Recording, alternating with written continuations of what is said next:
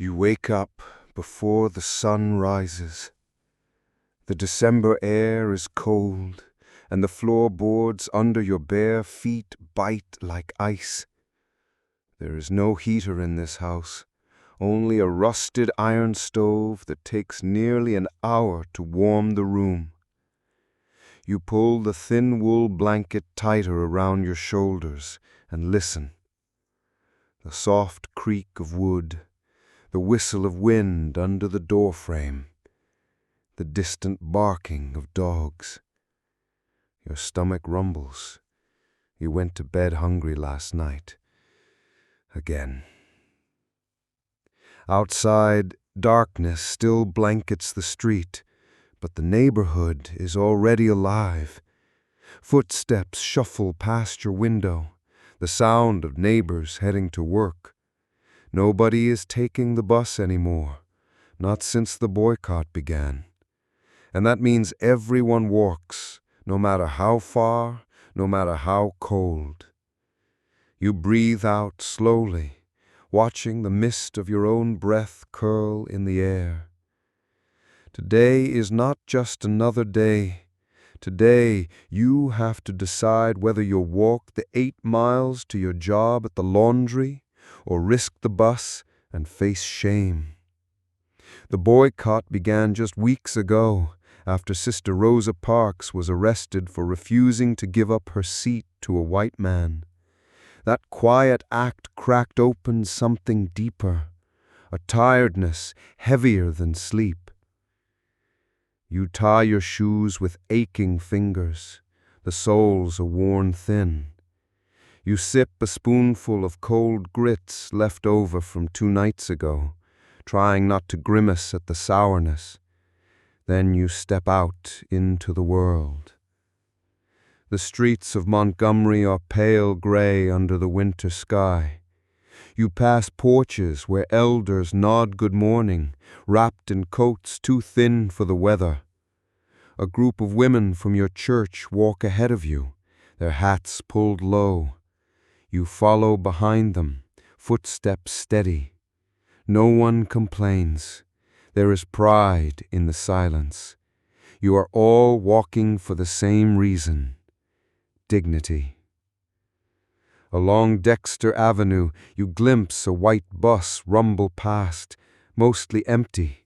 Only a few white riders sit inside, warm, while your people walk in cold wind. Your jaw clenches. You remember the times you've been told to move to the back, the way drivers would ignore your hand when you tried to pay, the quiet shame that settles on your shoulders when someone calls you boy in public. By the time you reach the laundry, your legs ache. The steam inside is a comfort and a curse. The air is thick and wet.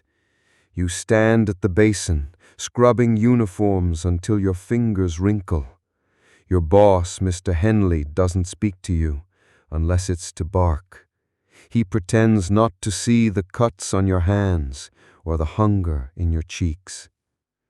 At noon, you sit behind the building to eat a cold biscuit and drink from a jar of water. You can hear the radio through the window. They're talking about the boycott again. Some say it's illegal. Some say it's un-American. You don't speak. You just eat. But your chest swells with something you haven't felt in years: hope. After work, you walk again, 8 miles back. This time your blisters burn and your stomach growls louder. You stop at the church. Tonight, Dr. Martin Luther King is speaking. Inside, the pews are packed. The smell of sweat and wood polish fills the air. Everyone leans forward as he speaks, not with fire, but with conviction. He speaks of justice, of peace, of God. He tells you that walking is not just walking. It's a march toward dignity. You close your eyes. For a moment, you feel warm again. You return home under a starless sky. Your feet are numb, your hands tremble. You light a candle. The house is quiet. Your youngest sister sleeps on the couch, wrapped in your coat. You sit on the floor and let yourself cry, not because you are weak, but because you endured. You remember your grandmother's stories of slavery, your father's quiet voice telling you to keep your head down. But now, something has changed. The silence has become movement. The fear has become strength. You lie awake. Outside, a car passes slowly. You know the Klan has been circling. You know people have been fired, threatened, beaten. But tomorrow, you will walk again. Because dignity is not negotiable, and justice doesn't ride the bus. The next morning, a knock at your door wakes you before the sun does. It's Mr. Gibson, your neighbor, 2 houses down. "Carpool's making a run," he says in a whisper. "You in?" You hesitate.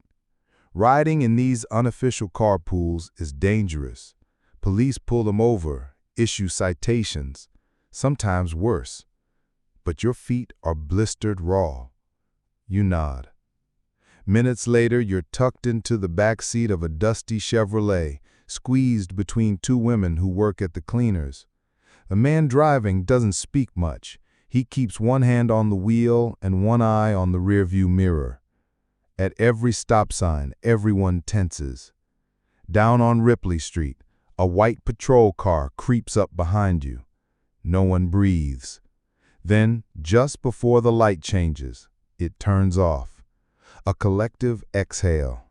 You don't even know the names of the people beside you, but you feel closer to them than family. That night at church, the room is warmer than usual.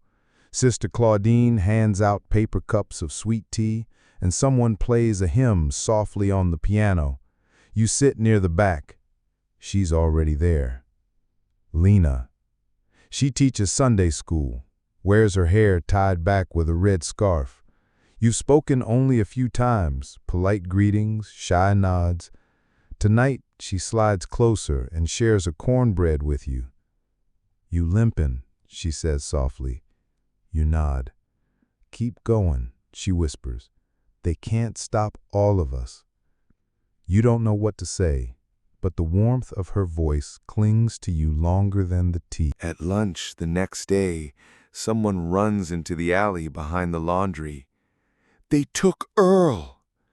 You rush to the front, in time to see the crowd gathering outside Woolworth's. Earl, barely 20, is being shoved into a police car, his arms behind his back, his face bleeding. He had dared to sit at the whites-only lunch counter.